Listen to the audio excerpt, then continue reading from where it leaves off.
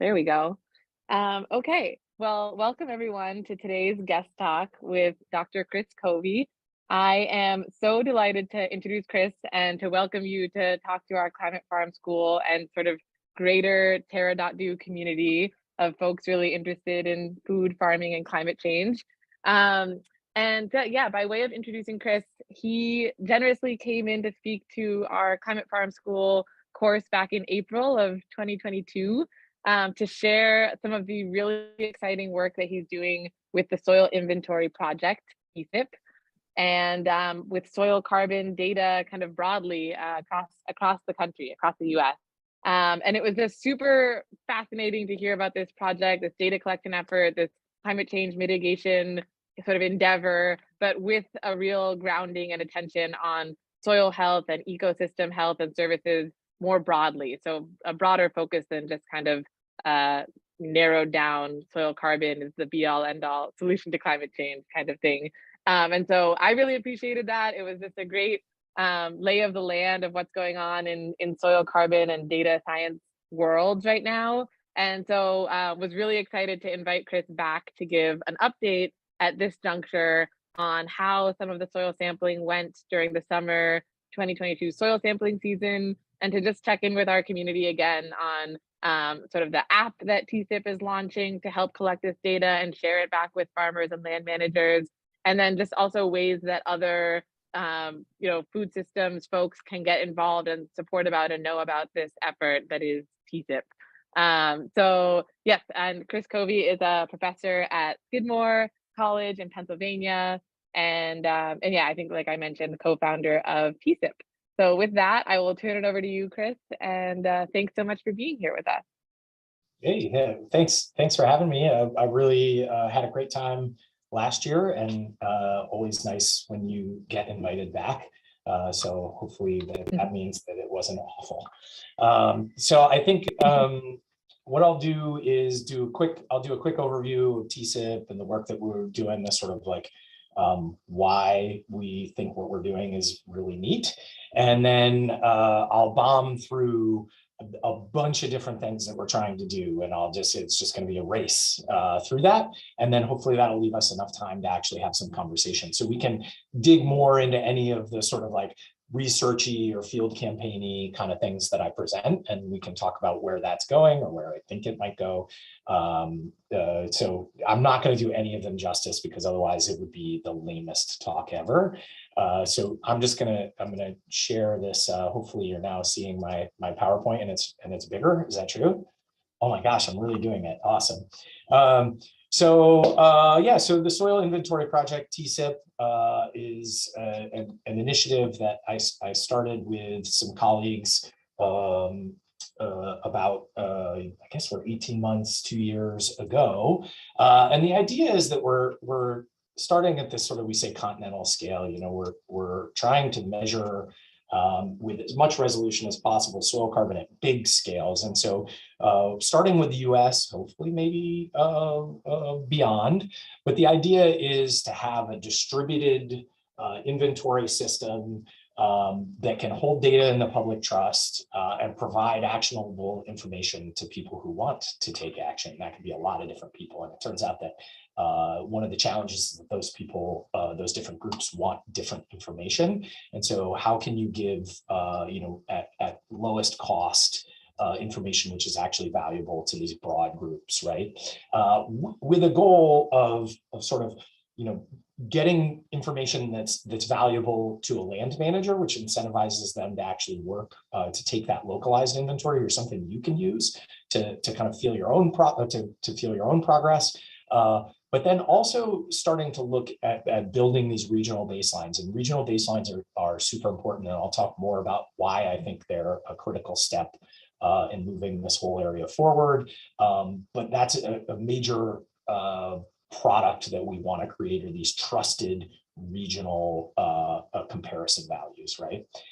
And that's actually part of linking practices to outcomes. We think of linking practices to outcomes as something that happens on an individual farm or an individual treatment block. But if you want to really make if you want to really understand how those are affecting a system scale, and if you want to have compelling data quickly, for an individual producer, then you're going to need to be able to look outside of a given producer's farm. So let's see. So the team, I mentioned this team. So my colleague Bruno Basso and I co-founded TSIP. Bruno is a professor at Michigan State University, and he co-founded a company called SIBO Technologies that has a whole bunch of remotely sensed and modeled geospatial data products based on the work that his lab has done. The team has grown really rapidly over the past couple of years. We have a couple of postgrad fellows who actually do a whole bunch of the data science that is automating a bunch of the things that we're doing, and project management pieces. We have Kelsey, Dr. Jensen, and my lab here at Skidmore is a soil scientist. Joe Hanley now is program manager, and she's actually pursuing her PhD with Bruno. Sonali Lamba she's the executive director of the nonprofit that is TSIP. So TSIP sort of sits as a standalone non-for-profit, trying to sort of, I want to say professionalize, try to build a set of products that are beyond what you would do typically out of a research laboratory. So Bruno and I have this whole set of motivations that are about like publish or, get grant funds and teach classes and things. And there's not a lot of space there for building something that can actually be a large service. And so that's where Sonali comes in, is in making things really happen at scale. And then Bruno and I met on Al Gore's farm, where we had been brought down to the Keeney Fork farm to look at their regenerative practices and their impact on soil carbon. And Bruno does this sort of large scale remotely sensed stuff, and I largely am focused on how do you get geolocated dirt in a bag at low cost. And so we said, Bruno said, if I had all of your geolocated dirt in a bag, I could build big models. And I said, if I had your big models, then my geolocated dirt in the bag would actually be valuable. And then, of course, then Al Gore says, why are you doing this on my farm? And why are other people interested? And can I help you take the products that you've built for me, that my land managers are using to understand our farm and our practices? Is that something that you all can make available as a way to sort of catalyze this regenerative agriculture movement and to understand its potential to impact climate or to help producers be more resilient in a changing climate, right? And so we kind of set across, against this backdrop, right, where you've got Rodale Institute. I don't know if you guys have seen this report, probably people have talked about it, but oh my gosh, I mean, look at the global annual CO2 emissions on the left here, and then the potential of regenerative agriculture. Wow, it's bigger, problem fixed, right? So that's Rodale's take, problem fixed. We just need to do this regenerative agriculture thing.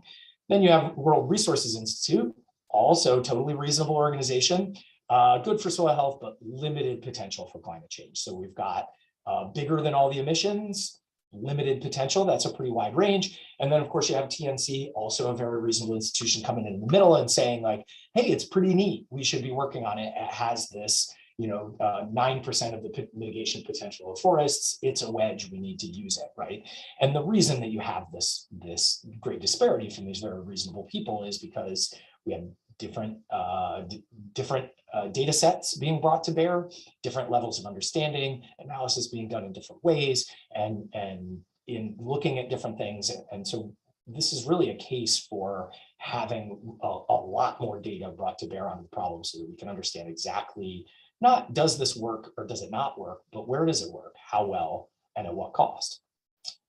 Meanwhile, while we're working out whether this is going to save the whole world or whether it's not worth doing, a whole bunch of companies have come in and are generating carbon credits, many based on models. But this is obviously just a smattering of the organizations out there, including SIBO, the company that Bruno co-founded, is selling a remotely sensed-based model of credit.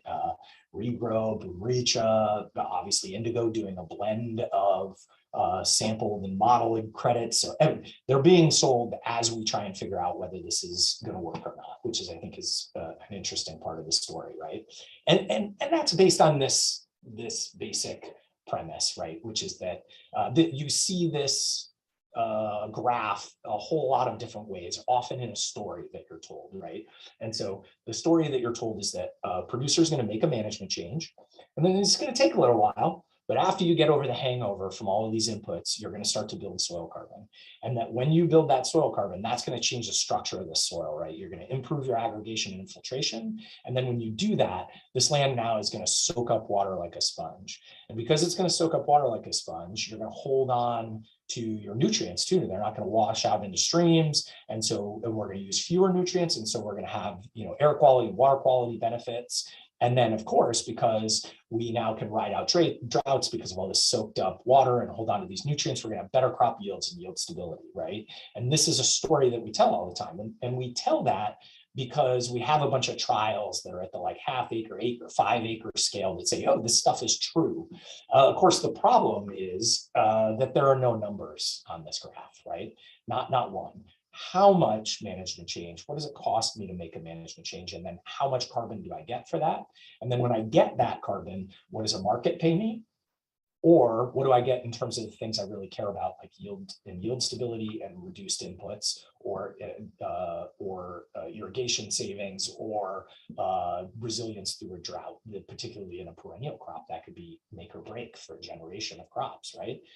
So we need numbers on this. And of course, the first number you need when you build a regression is the x-axis. I have to say, what is the variable that I think is causing the change in the system? In this case, soil carbon. And so we need relatively resolute, we need high resolution data, but we also need it over large areas because we need to compare it across cropping systems, across biophysical potentials related to things like climate and soil. And so that takes a whole lot of soil data.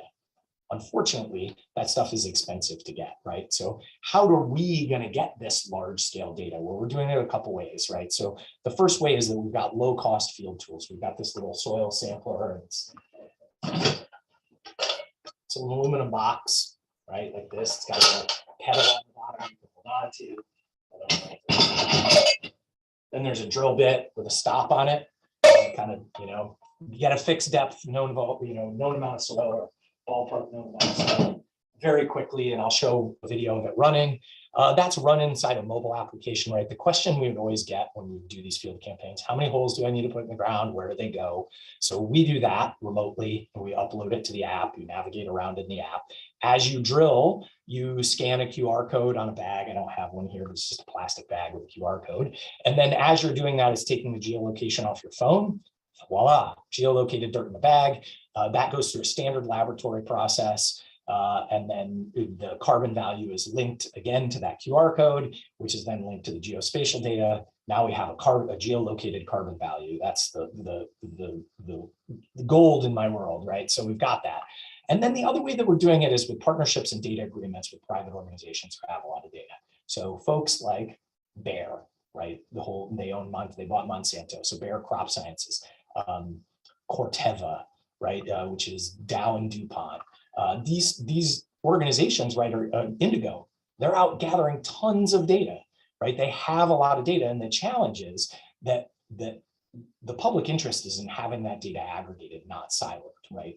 Bayer can't solve the problem on their own. Corteva can't solve the problem on their own. And I want to say really explicitly, there are people within those organizations who are really trying to solve this problem and really trying to define these same sets of questions that we have. How is soil carbon related to yield variability, yield stability, to how our markets can be received, how our practice changes going to affect, because that's their business, is advising farmers on what to do, and also on tracking their climate impact through their supply chain, right? So they really want these data too. They really want these models, but they realize not only do they not have enough data individually to bring that forward, but also the large scale models that are created by a black box out of a large ag corporation is not likely to receive the sort of market trust, right? Which is something that we can do as a standalone, not-for-profit, to hold data in the public interest, to build those models, which can be made publicly available at the same time that the individual data are held as proprietary data, which they are for these large corporations, right? So one way is that we're trying to find these large data sets and bring them into the fold so that we can model on them, right? And that's what we do. So Bruno's lab does these large scale models. They can move forward and backward through time to look at how soil carbon has been changing. And the more we can feed initializing data and data to verify these models, the better they will become, and the more we'll be able to make them available to folks at scale, right? And that's one of the things that we're working to do, is to integrate these sampling campaigns these large existing data sets into a modeling environment that can give people actionable results, right? So we've been building this soil extractor. I kind of showed you the finished version, but we've been through over the years, 5 to 10 really. I mean, we started with a Home Depot bucket with a hole drilled in the bottom of it and a bunch of duct tape, just wrapping a drill bit in duct tape to what we have now, which I showed you the box. But now this is a whole process of taking two samples. The first sample that's going to go into the box is 0 to 15 centimeters. The second sample is another drill bit with a deeper stop on it that's going to get the second part out of that same hole, 15 to 30 centimeters. In this case, we're in a California vineyard. This is in the middle of the drought in 2021. And so this soil is like a rock. And so that's actually a specialized version of the drill that I call the California edition, which is run off of a rotary hammer, which is basically a masonry drill because the soil is like masonry. So Morgan here on the left is scanning the QR code into the app, which is capturing the geospatial location.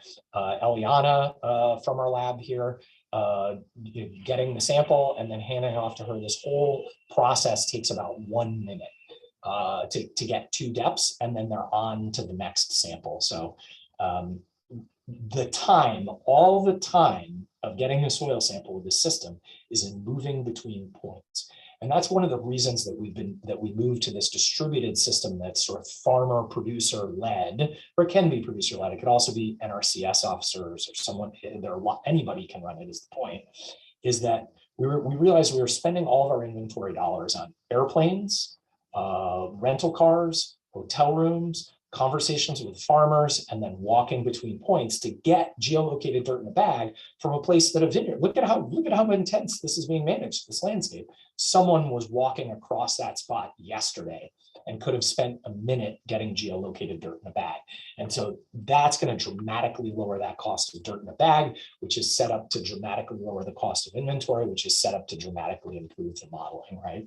So we do this distributed system to lower those costs, and what the farmer gets is information about their inventory and about their system, right? So we produce these sort of maps and we produce figures for them. And these are some of the visualizations that we've been working on, the kinds of things that we provide to folks. Either, here's a before and after, or here's what we call a space for time substitution. Here's your farm and the farm next to yours. Or here's, within your farm, your row crop system versus your grazing system. What does carbon look like in those two places, right? Being treated differently. And we have a bunch of different ways we're visualizing these data. And we're starting to automate these reports so that everybody gets this sort of very quickly without our having, again, a lot of the money that we're spending on inventory is paying fancy people to make things like this. But there's no reason why these can't be made. I probably should have just asked ChatGPT to make them. I don't know what I'm paying Morgan for anymore, right? So we end up making these kinds of maps too, right? And I think these carbon maps, these people see these carbon maps and they're like, oh, they're so cool. Like, look at your vote density. Look at your map of total carbon. It's so high resolution and pretty, and that's wonderful. And then we give you a superlative, this is how much carbon you have. It's like this many cars, or it's, like charging this many, so completely useless information, right? It's a superlative. We care about it because we like to have some concept of how much is there. But it doesn't really tell you anything as a producer. A static map is pretty useless, particularly when it's a static map only about your farm, right? And what we want to get to is something like this, right? And so getting to something like this requires one of two things. So on the right, here's time. And this is interesting here. On the right, in 2020, Mr. Gore purchased a neighboring property to the Caney Fork called the Lock 7. And he purchased that. And we immediately went out before they did anything, and we took a whole bunch of soil carbon measurements. And then his farmer at the time, the farm manager, Zach Wolf, got to work. And then we measured it a year later, and we see a statistically significant bump in soil carbon just after 1 year. Now, we did a lot of samples so that we could see a fine change in a variable system, right? but what's interesting there is that Zach is really smart, and Zach is a really good land manager, but he's not a magician. He didn't do anything special. He did all the things you guys are learning about, right? He put on cover crops, and he tried a seed inoculant, and he applied some compost, right? This is he didn't. There's no no trickery that people haven't talked about 1,000 times. And we can actually see the difference. And that's what we want to be able to do, is to quantify what did it cost you, Zach, to make that change, and then how much carbon did you get? And over time, can we see how that's affecting yields in this system, or affecting your inputs in this system, or your costs, right? Or are you building enough carbon that you can afford to do that just based on the carbon that you're selling? These are the kinds of questions you can answer by measuring one place over time. The other way you can start to get at that, though, and it'll get you results much more quickly, is if you can measure large areas. So in this case, we had Caney Fork Farm, where they've been doing these practices for a number of years. And then we have Lock 7, where they haven't. They're very similar, and they're right next to each other. So it's tough to make an assumption based on just these 2 farms. But what if I had 20 farms? What if I had 100 farms, all in this valley, right? All in this general area around Carthage, Tennessee?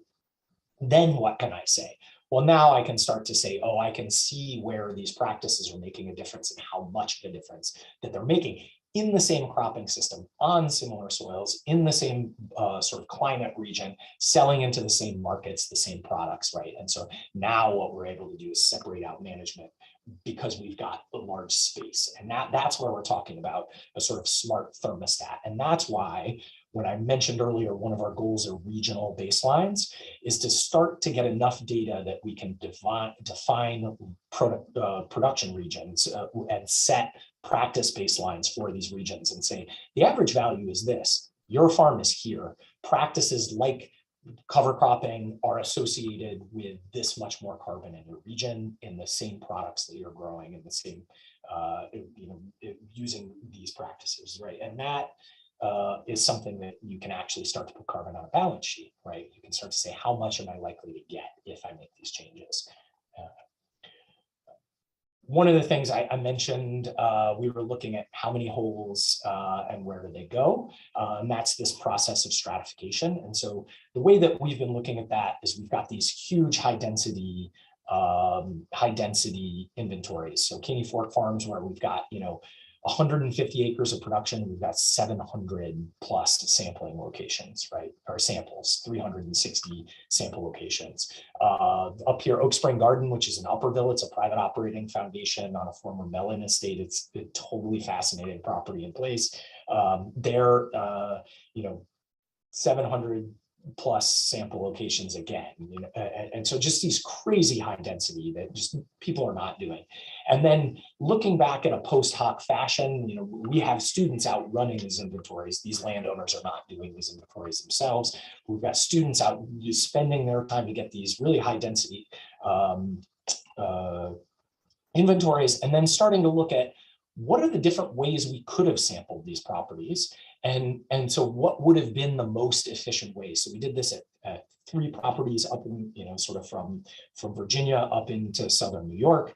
And then basically looking back at those samples and all the different ways that we could have taken them, and doing that iteratively through this process we call bootstrapping, right? Which is where you have, from your sample set, you randomly select a bunch of samples, and then you say, well, what if I took a different random sample? What if I took a different, and do that 200 times, then look at the distribution of those results to say, oh, this was how many samples it took me to get to 90% confidence and 5% error, right? So that's how many samples you would need to take. Well, what if I took them different ways? What if I used, this, what we call the condition Latin hypercube, right? Or what if I biased my sample towards what I think the mean is? Or what if I biased my sample in all these different ways that I could think about distributing the samples across this landscape, right? What if I took all of these and just like moved it into like a pseudo grid, so that, because most people take grids, how does the work compare with a grid, right? And what we actually see, notice these are the different farm locations: Stone Barns, Lock 7, Caney Fork Farm, Oak Spring Garden. The patterns are not the same. And so what we're actually seeing from this data set is that there wasn't a best way that worked on all the different farms. It was different.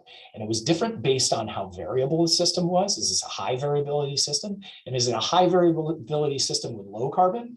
Or is it a low variability system with high carbon? And then you would use very different sampling schemes for those two places. And we're trying to look at, can we predict which is which? The other thing we're looking at, though, is what would it cost you if you chose the wrong way, right? And this is sort of an interesting situation. And what ends up happening is that you don't go that bad with a grid, usually. You don't go that bad with a grid. You can go bad, but it's not usually the worst. The real thing to avoid is doing the worst. And then the next thing that comes out is that because of the economies of scale that come with larger parcels, it turns out that if you're a large landowner, I don't know if this is a surprise or not, you guys can tell me. If you're a large landowner, you don't pay as big a penalty for bad inventory. If you're a small landowner, the relative cost of the inventory for bad inventory punishes you, because your relative cost of inventory as a large landowner is relatively small anyway.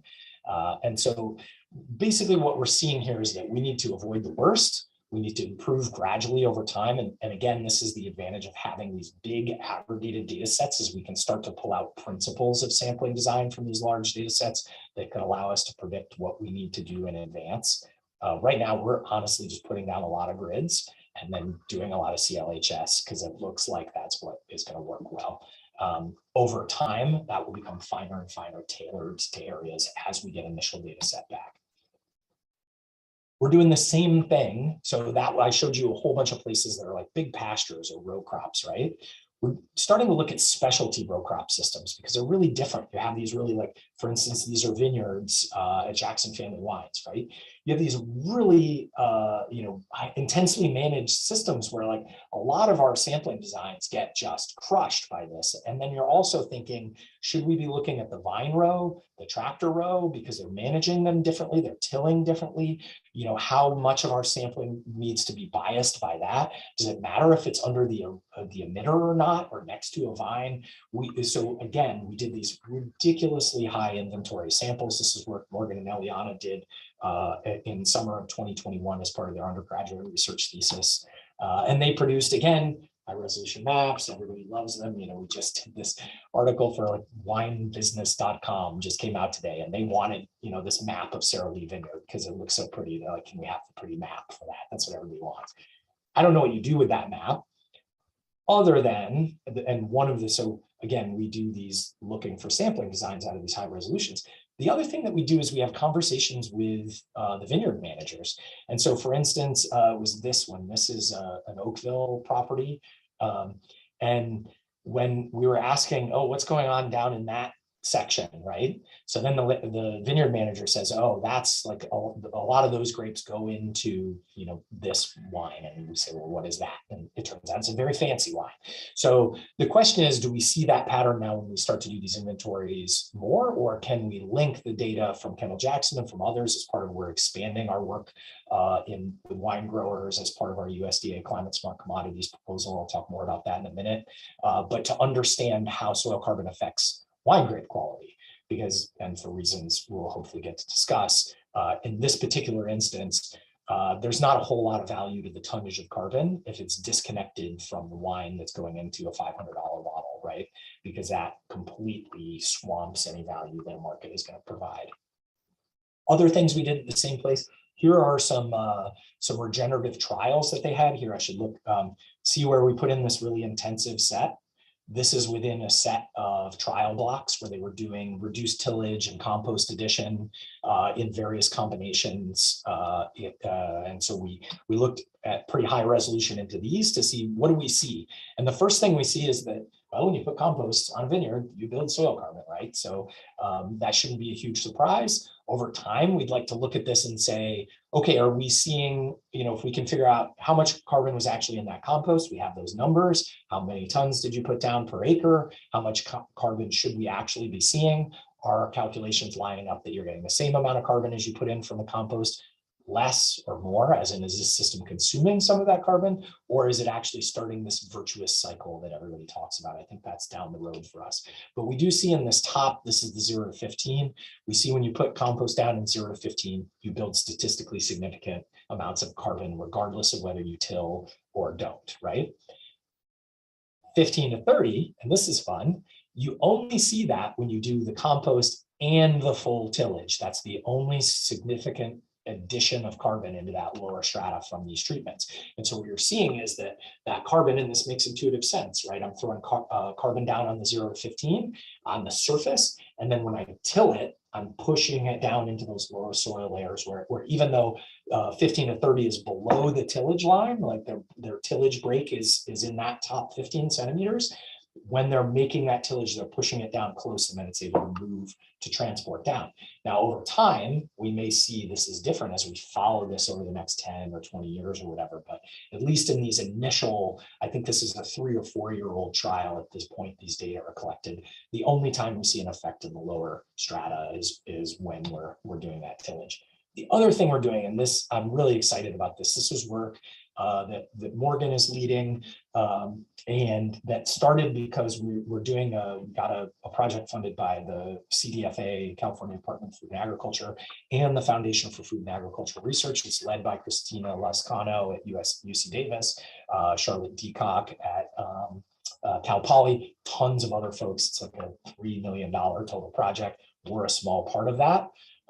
But we've been having these discussions about how can we aggregate samples or composite samples, and soil scientists do this all the time, where they go out into a field and they say, okay, take five different locations, put the dirt in a bucket, mix it up, send one sample to the lab, and we're going to call that as representative of the field. And it turns out that the mean is preserved, the average is preserved when you do that, but as Morgan is showing here in these on the left, these different ways that you could aggregate the samples versus the right, which is that when you use all of the data that we have, the distribution of the sample changes. The mean is exactly the same across the treatments, across the as you would observe in a full data set, but the distribution of the samples is different. And the reason why that's important is because when you start to infer when you start to do statistics on whether a treatment is statistically significant across groups, the distribution matters, as in your error term, and the spread in your error matters. And when you lump in the samples, you lose information about the variability in the system. And so you lose information about whether or not you're seeing an effect by chance or not seeing an effect by chance. And so this is work that we've started to repeat a bunch of different places. And in the next year, this is one of the things I'm really excited for Morgan to work on, is thinking about how can we aggregate samples. So then I go to Charlotte and Christina, and I say, we're not aggregating any samples, you can't do it. And then Charlotte says, well, maybe not the way you did it there, but there's this other way I think we should aggregate samples. And I say, no, you're crazy, right? And then I go back and I'm like, Morgan, let's start to run through this and actually see, maybe I'm crazy. And then Morgan comes back to me last week and she says, I think Charlotte might be right that you can aggregate, because we've started to build data sets off of these field data to actually be able to ask and answer these questions. We'll see if there are going to be cases, and it looks like we're going to be able to look across various treatment blocks that are maybe less variable than what we're looking at here. So we'll see what happens. Last summer, so we had folks in Colorado, the National Renewable Energy Laboratory, looking at agrivoltaic programs, also agrivoltaic sites where we're growing crops under solar panels. I'll show you a little bit of that. The Hudson Valley, with a whole bunch of smallholders in the Hudson Valley, Mr. Gore's farm down in Texas, on ranches, both private and these big, all private ranches, but some intergenerational and some sort of large investment groups have been buying ranches. Tomcat Ranch, and Piscinus Ranch and White Buffalo Land Trust in California, and then again vineyards, and then actually a private school in Lake Tahoe. That was a fun add-on as well, to get out in the field with some youngsters. And so National Renewable Energy Lab, here's an example. This is a map that we made for Jack's Solar Farm. and really high resolution. These are different treatment blocks that we're going to follow over time with that team. They've done a whole bunch of different treatments, and these are actually subdivided into sub-treatment groups. We've got just, if you saw the samples on this, is just peppered with samples. It's obnoxious. And then these are the sorts of, we did 30 solar sites actually in Colorado. And this is a report that one of my undergrads, Abby, produced and is actually producing for each of the 30. She's producing a full report for each of those 30 folks. And our team is, again, working on automating this process, because we're going from, providing reports for 1, 5, 10 farms to 30, 50 farms to this next year looking at, 500 farms. And when you start, everything that you do on a few farms, you can just brute force it, just deal with it. But as you get into hundreds of farms, you have to start to automate these processes. And so these are the sorts of reports and data visualizations that everybody who deals with TSIP is going to be getting as we move forward. And then we're actually working on interactive versions of these interfaces so that we'll give you a basic setup of things.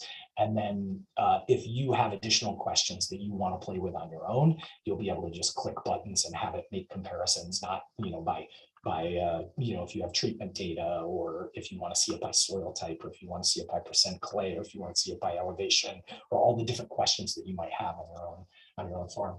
We had a team last summer, again, like I said, at Tomcat, doing really intensive inventories across a bunch of different blocks, trying to look at not only variability across these blocks, but also lab variability, and sending all the samples. We put them into this sample splitter, which basically homogenizes the sample and then evenly divides it.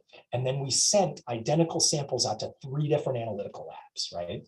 And at the time I put this proposal initially together, we had data back from 2 of the 3 labs. And the basic idea here is that these are not one-to-one lines.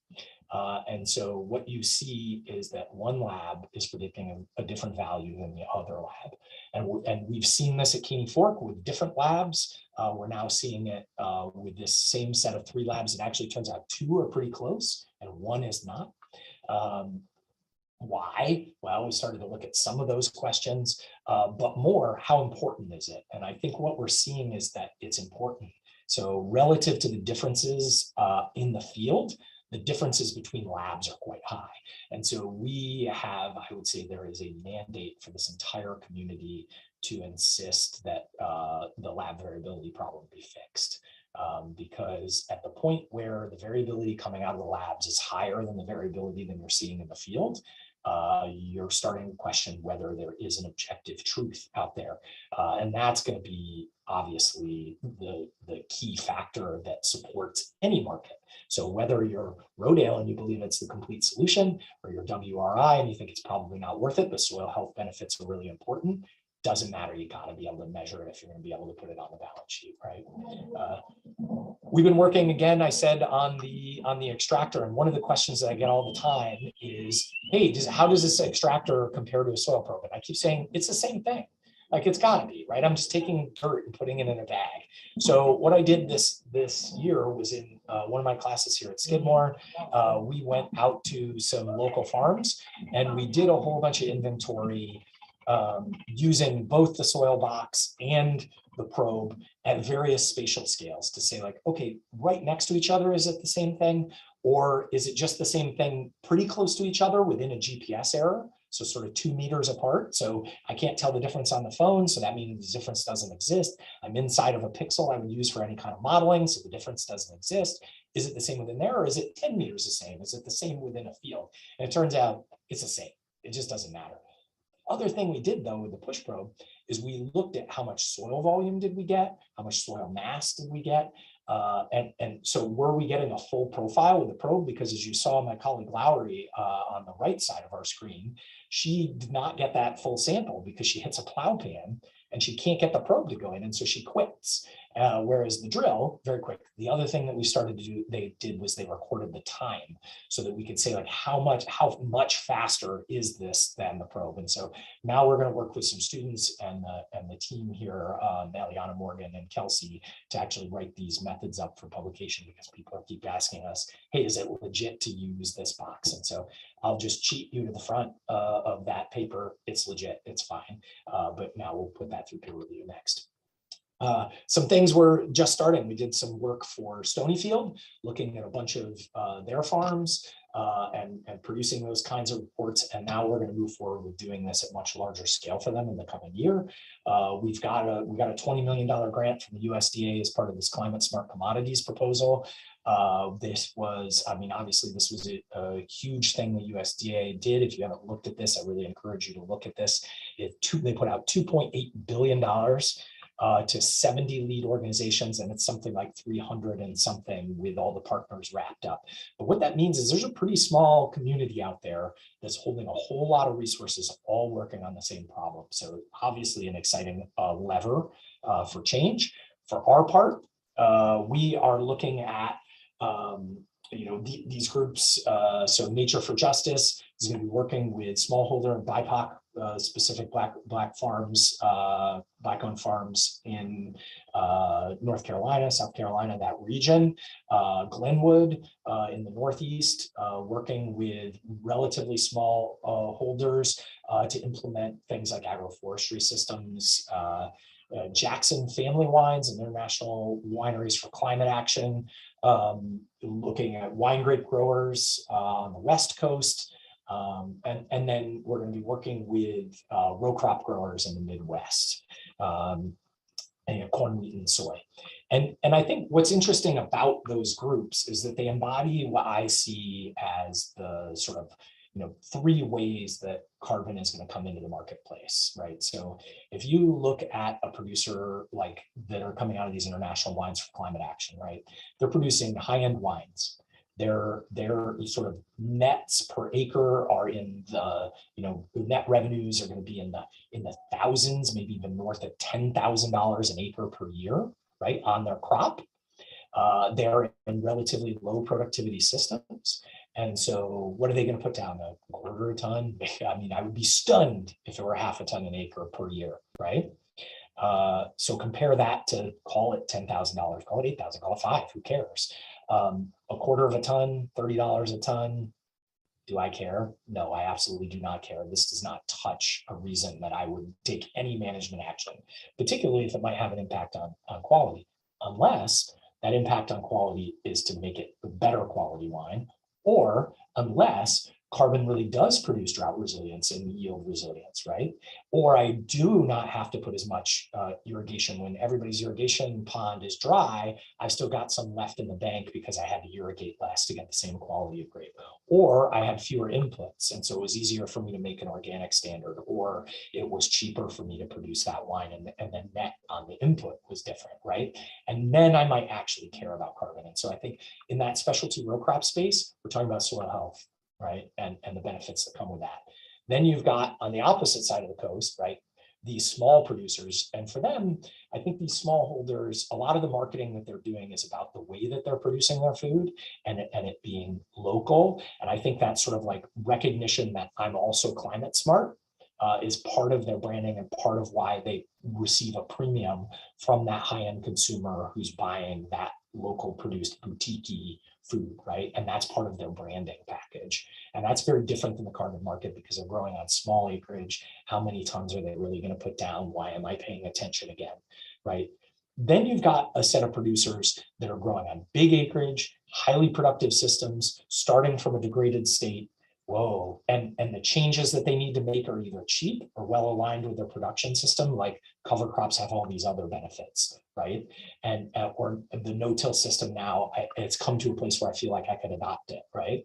Those folks are going to see either they're going to see some kind of a payment for their carbon, or they're going to end up in a situation where that carbon credit is moving up the supply chain as like a scope 3 emissions credit related to somebody else's supply chain, and their climate smart certification or stamp is going to become a license to operate in the way that an FSC credit or an SFI credit is on every 2x4 in Home Depot, but nobody's getting a price premium from Home Depot. What they're getting is the right to sell a 2x4 to Home Depot, right?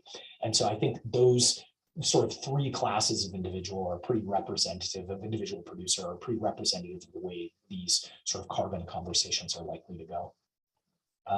And the last thing that I'll say is that we've got a whole bunch of projects on the horizon. We're on a successful DOE proposal led by Argonne to look at soil C and agrivoltaics and to build a sort of data warehouse for that project. Stonyfield, we started talking to TNC California. I'm hoping we'll do something. I've got a call coming up with them in the next couple of weeks. I really love TNC as an organization and would love for that to continue. Agricultural capital, specialty row crop grower. The FAR and CDFA project I talked about is a multi-year project going forward. We've been working with Carbon Yield, and we were successful, part of their successful second round climate smart commodities proposal, where they're going to be working with growers in the Midwest on quantifying carbon and gains. And then the Walton Family Foundation is supporting us to set up regional practice baselines and distributed inventory to farmers in the Midwest and row crops as well. And so a ton of stuff going on. And then that was a lot of new babblings, so I'll stop and apologize for the length of that babble. No, that was great and incredibly informative lay of the landscape. Thank you so much, Kris. And I'll encourage folks to chime in and raise your hand to ask some questions. You can just come off mute to ask any questions you have. We're a pretty intimate group here. And yeah, I have a few questions as well to maybe kick things off if no one has an initial burning question. But actually, yeah, we'll start with you, Tejas. Go ahead. So, I mean, it's really eye-opening how there are so many variables in data collection that is influencing the results. Like, how do you see the challenges that will be there when you integrate this data with data from other sources, like the data from Bayer and others? Like, that seems like a challenge. I mean, that's a commonly stated nightmare. So I think there are a couple of different, you've got a whole set of, a whole basket of problems. One is the sort of lab itself, right? And so how does that lab variability play a role? In the case of Bayer, it turns out we're largely using the same lab by coincidence, which is quite nice.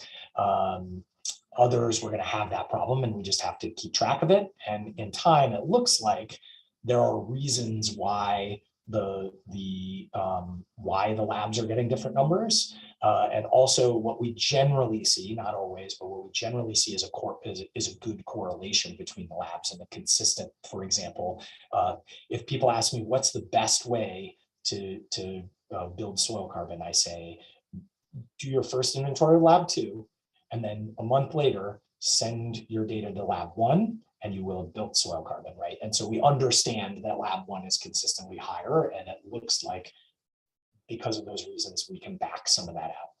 It's not gonna be a perfect fix, but it's some fix. And at the larger the scale you're looking at, the less those differences matter. So there's that one problem. Largely right here, I'm gonna talk about problems.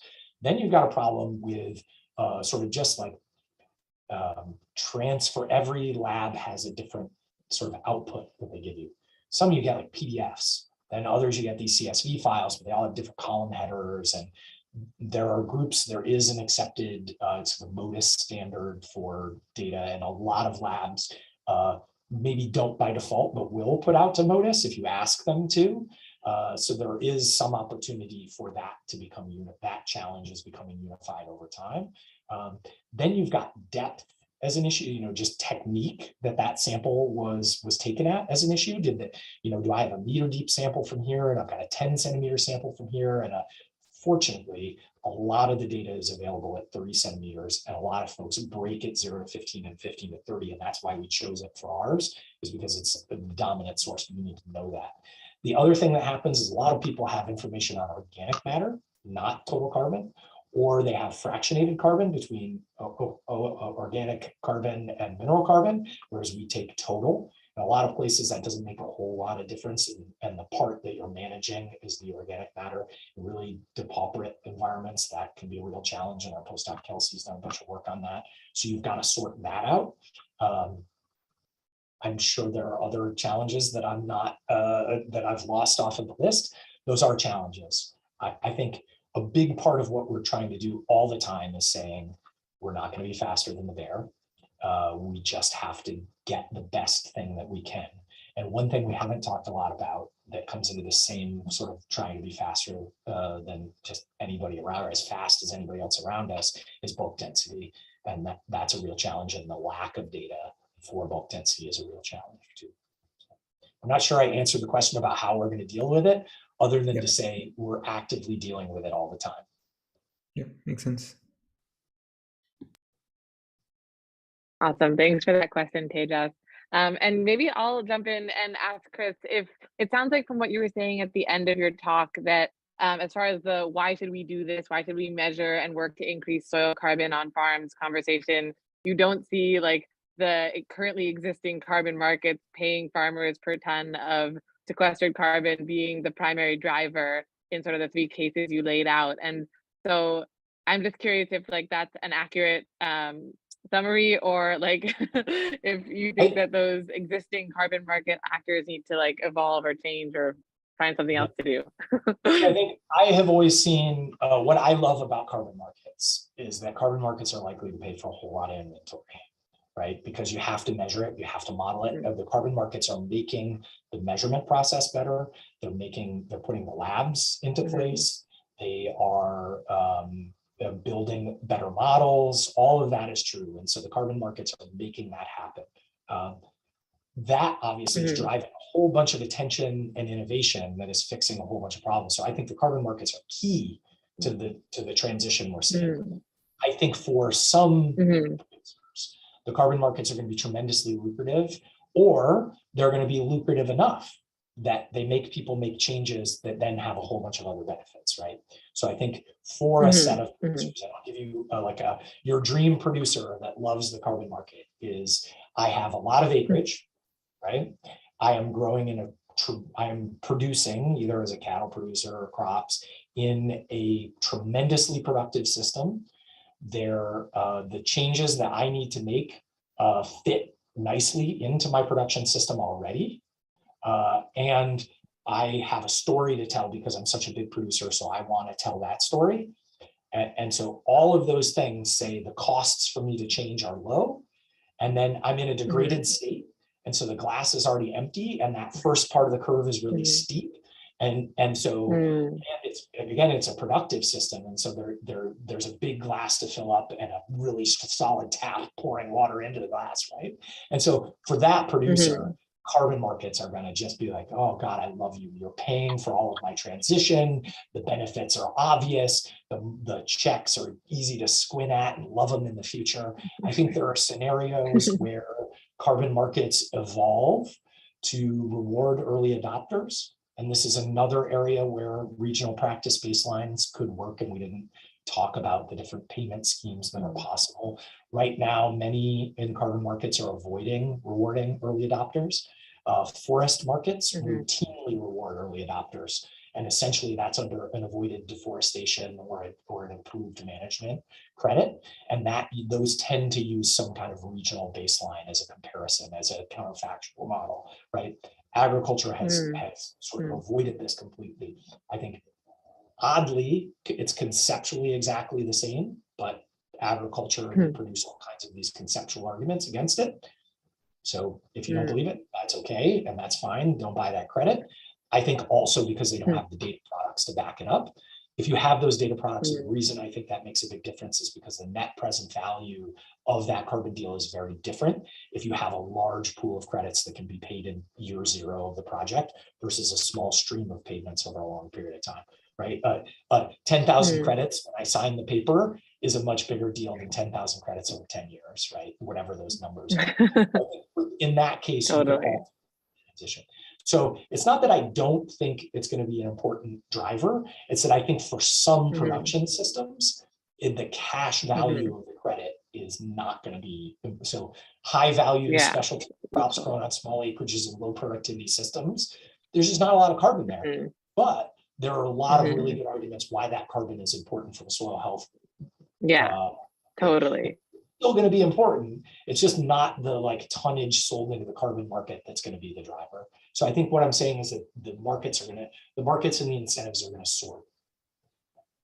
Totally. Yeah, that makes a lot of sense. And I think just seeing like the recent intense rains in California and starting to pair some soil carbon, soil health data with like how the impact of these rains was, it's going to be part of the reason for some people, like hopefully. But were you able to hold on to soil, and were you, because you were doing no-till, and that no-till was associated with carbon, so also associated with these other gains, right? And this is actually one of the big challenges of building this inventory. And I think to that earlier question about like, how are you unifying data sets? One of the challenges I didn't talk about is unifying management data, right? And what is reduced tillage?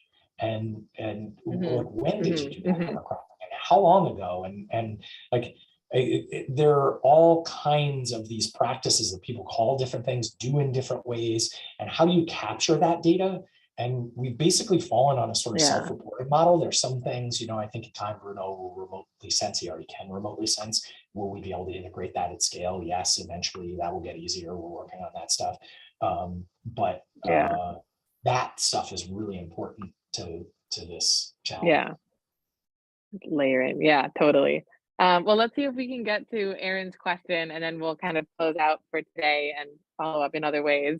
But Aaron, go ahead. Hi, thank you for the presentation. I'm finishing up the 12-week Terra sort of climate boot camp, and for the assignment where we looked at solutions, we dug into regenerative agriculture, and I bookmarked some threads about soil depth. So when you mentioned soil depth, I was very, very curious. My background is software, I'm not a farmer, but the threads left me thinking that the data is really variable for what we have on 1 meter. And I'm curious, if you see data collection efforts coming up down there, because the thread I saw said the carbon disappears lower, and how does that affect the carbon markets? Are people going to not want to go lower because they won't be able to get credits? Thank you. So depth, super interesting question. So a couple of things. One, my colleague Charlie here, who's sort of a silent partner who builds a whole bunch of things, he runs the GIS Center at Skidmore and was worked with me when we started Quick Carbon along with Dan King and others at Yale School of Forestry. He has been working with folks on a map of soil carbon by depth at the national scale with the best data that we have available, and is specifically saying, okay, if you in a given place, if you measure to 30 centimeters or to a meter, what percentage of the total system carbon or the total soil carbon are you going to be counting, right? So kind of saying like, in what places is 30 centimeters deep enough, and in what places is a meter deep enough, and what places 10 centimeters get you to what you need to know to understand the system, right? So that's one kind of approach to contextualizing depth. There is if you ask soil scientists how deep you want to go, they will tell you, I would like data to the mantle, please, right? They constantly want deeper. And a lot of that conversation then settles out to a meter. And it's like, well, why is it a meter? Like, you really want the whole thing. Why did you settle on a meter? And they largely settle on a meter because that's the deepest soil probe that they can imagine getting, right? I should say, I'm not a soil scientist. I'm a forester by training. I study trees, and foresters count things, right? And one of the keys to counting forest, to doing forest inventory, is that you have to build an inventory system that comes in at low cost, because you are trying to inventory a highly variable system over large areas, and the inventory has to be good for something. So you're always trying to target what is the least good inventory I can get that is still worth something, and then it has to cost less than the management information I get is worth, or it's worth less than nothing. And this is true of soil carbon inventory too. And so soil scientists always want a meter deep. Well, how do you get a meter deep core? Well, you put a probe on the back of a tractor, and that probe costs like 30 grand, and then you're running it off of a tractor. And so it's like, okay, so I'm going to move this like $100,000 pile of machinery and hydraulic equipment around largely. Okay, so that gets me information about depth. What did I sacrifice in terms of spatial resolution to get that? because now I can't get information off of like, that is never going to the 2-acre BIPOC owned farm in southeastern US. That probe is never going to hundreds of row crop farm, right? It's just not going to happen. It's too expensive to move that equipment around. And so there's a very real trade-off in the information that you get when I want, this much versus when I want the whole profile. And I think soil scientists are saying, this is the information that I really need. And I'm saying, well, there are lots of, I would, actually I wouldn't drive a Ferrari, but I want to say that I would, I would fly private. I would, I know that's controversial, but I would love to fly private. I need to fly private, but I just can't afford that. Right. And so I'm back in economy with my wife and daughter whenever we go anywhere.